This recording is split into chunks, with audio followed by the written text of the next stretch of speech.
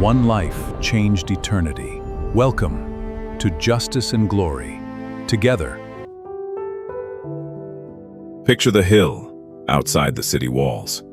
It is the middle of the afternoon, and the sky has gone strange and dark. A man has been hanging on a Roman cross for hours, and his strength is almost gone. Then near the very end, he says a single word. In most Bibles, you read it as 3 English words. It is finished. For centuries, people have heard those words as a sigh of defeat, the sound a man makes when he has finally run out of the will to fight. But that is not what the word means. In the language he is quoted in, this was not the whisper of a man giving up. It may have been the loudest claim of victory ever spoken, and almost everyone misses it. Jerusalem, Passover, sometime around the year 30. To understand that one word, you have to stand where the first witnesses stood. This is Jerusalem during Passover, the most crowded and most charged week in the Jewish year. The city has swelled with pilgrims who came to remember the night their ancestors were spared in Egypt, when the blood of a lamb marked the doorposts and death passed over. Lambs are being slaughtered by the thousands in the temple. Roman soldiers watch the courts for any flicker of unrest, because a festival about liberation, held under foreign occupation, is a dangerous thing. The man who holds the power of life and death here is Pontius Pilate, the Roman prefect of Judea. For a long time, Pilate was known only from the Gospels and a few ancient writers, and some people doubted he had existed at all. Then, in 1961, at the ruins of the coastal city of Caesarea, archaeologists turned over a block of limestone and found his name carved into it, together with his title. That stone now sits in the Israel Museum in Jerusalem. Pilate was real. The office was real. Even a Roman historian, writing decades after the event and with no love for the new movement, recorded that a man called Christus had been put to death by Pilate during the reign of Tiberius. The world of this story is not a legend floating outside of history. It has an address, a ruler, and a date, and crucifixion itself was brutally real. Rome reserved it for slaves, rebels, and the lowest criminals.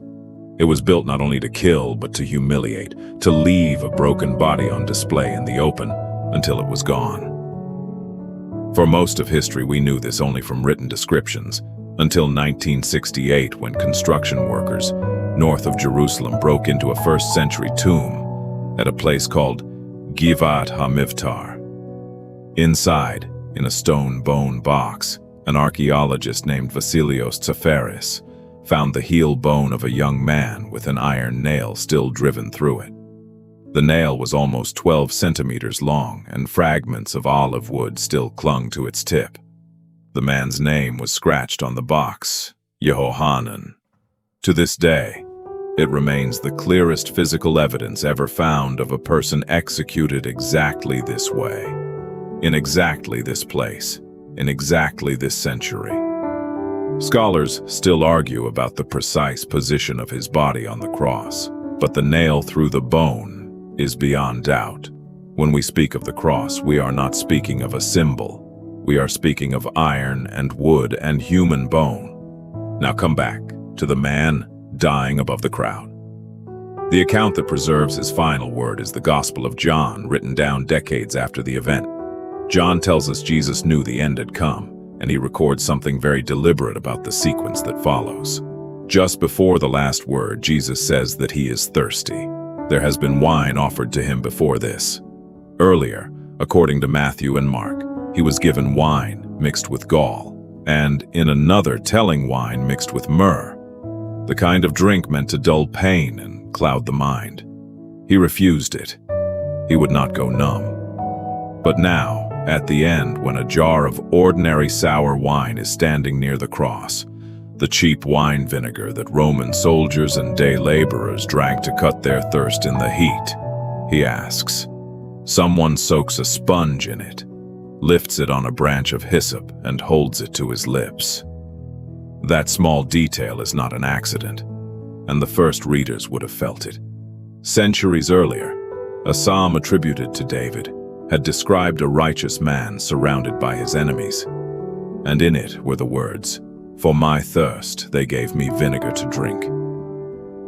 John points straight at this.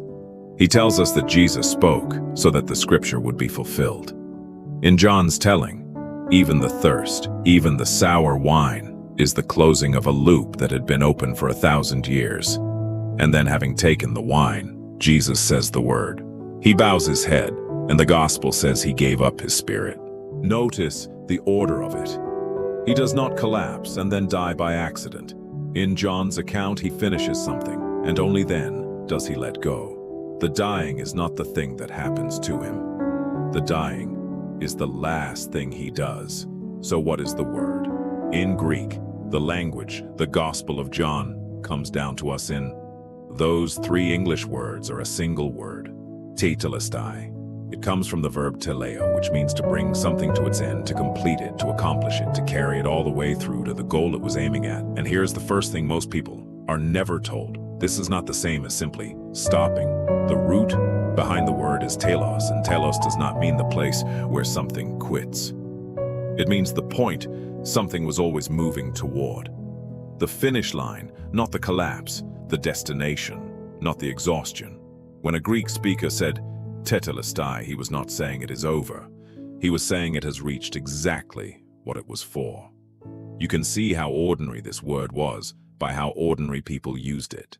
In the surviving records from the ancient world, Tetelestai turns up when a building is completed, when a sculpture is done, when the farm work is finished, when a piece of sewing is stitched to the end, even when someone has crossed off the last item on a list of things to do.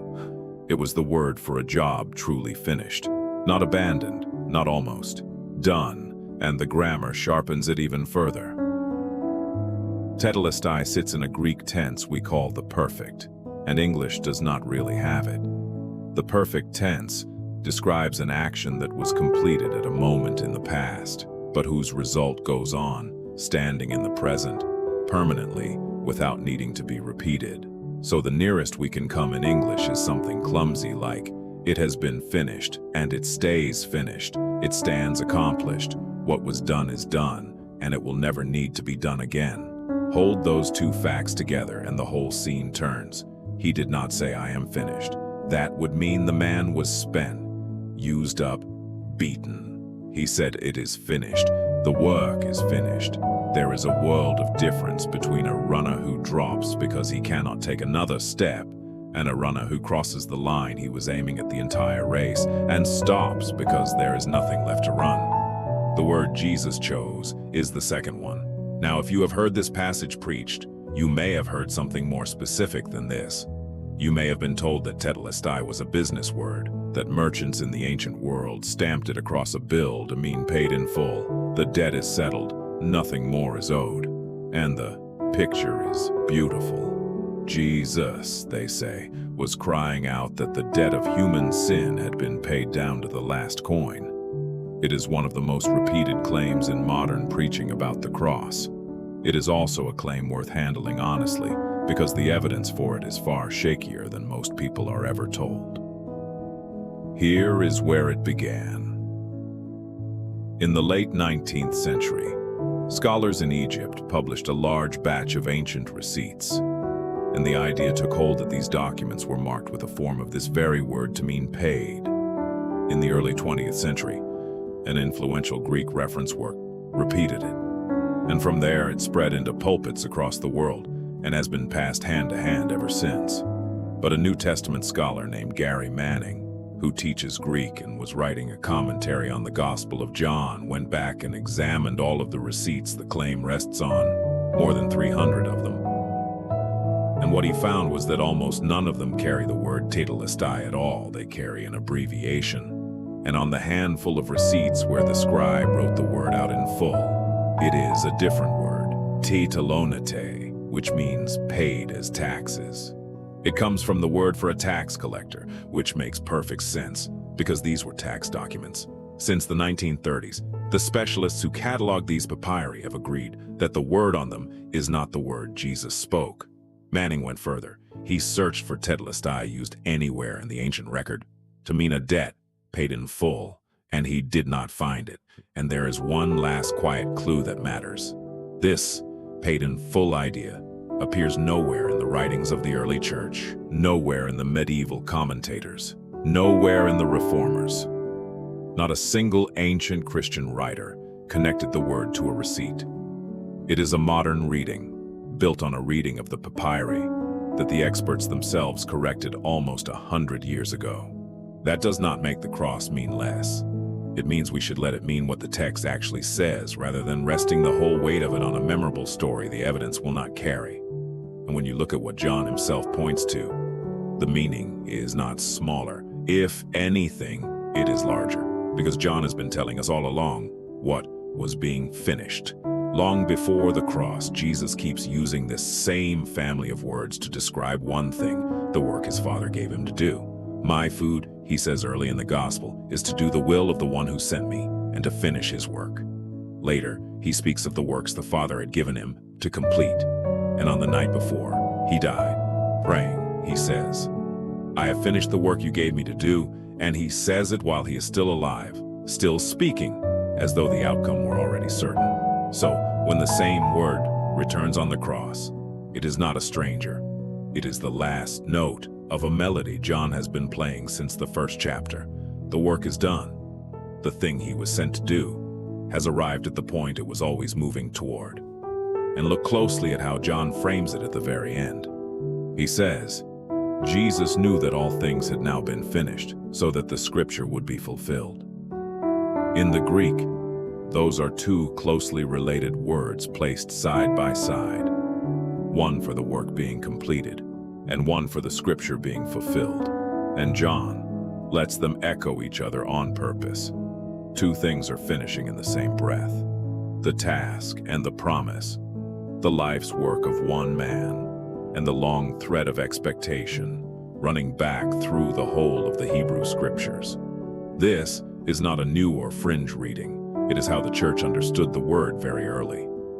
A bishop named Leo, writing in the 4th century, and much later the reformer Martin Luther, both saw the same double meaning in it: the work completed and the scripture fulfilled. And it remains the reading in nearly every serious commentary on John written today. This is the rare case where the oldest interpretation and the newest scholarship shake hands. And here is the part that gives people chills once they notice it. In 3 of the 4 Gospels, when this moment arrives, it is not described as a fading whisper. Matthew and Mark both say that at the very end, Jesus cried out with a loud voice. A loud voice. A man in the final stage of crucifixion can barely pull in breath. Every word costs him something close to everything. And with what breath he had left, according to those accounts, he did not sigh. He shouted. Whatever else that was, it was not the sound of a man losing. It was the sound of a man announcing. The Gospels do not all record the same last words, and the familiar list of 7 sayings from the cross is really a later gathering of all 4 accounts into a single sequence. In Luke, the final words are, Father, into your hands I commit my spirit. In John, the final word is this one, Tetelestai. But across all of them, the shape is the same. This is not a man being taken. This is a man handing something over. He finishes, and then he releases his own spirit. The text is careful to say it exactly that way. He gave it up. It was not torn from him. So why should a single word in an ancient language, argued over by scholars, still matter now? Because of what that perfect tense insists on. It stands finished. If John and the earliest Christians were right about what was completed on that hill, then what they claimed was accomplished, there was accomplished once, completely, and cannot be added to. That is an enormous claim, and whether a person receives it as true is a matter of faith, not of archaeology. History can show us the stone with Pilate's name, and the nail through the bone, and the age of the manuscripts and the meaning of the word. History cannot prove what that death achieved in the unseen accounts of God. That line between what can be dug out of the ground and what has to be believed. is a line worth being honest about. But even standing only on the side of the evidence, something remarkable remains. Here was a man who, in the language of his own story, did not die as a victim of circumstance. He died like someone completing an assignment he had named from the very beginning. And he said so with the last strength in his body, choosing a word that means a goal reached, a work carried through, a thing brought to the end it was always for. Not "I am finished," it is finished, for the people who first heard it, and for the billions who have repeated it since. The distance between those two sentences is the distance between an ending and a beginning. Perhaps that is the strangest thing about the most famous last word ever spoken. We have always heard it as the close of the story. The man who said it seems to have meant it as the moment everything he came to do was complete. Sometimes the words we are surest we understand are the ones we have never really heard at all. If this is the kind of thing you want to keep uncovering, the language beneath the translation, the history beneath the story, stay with us. There is another word and another moment waiting to be opened next.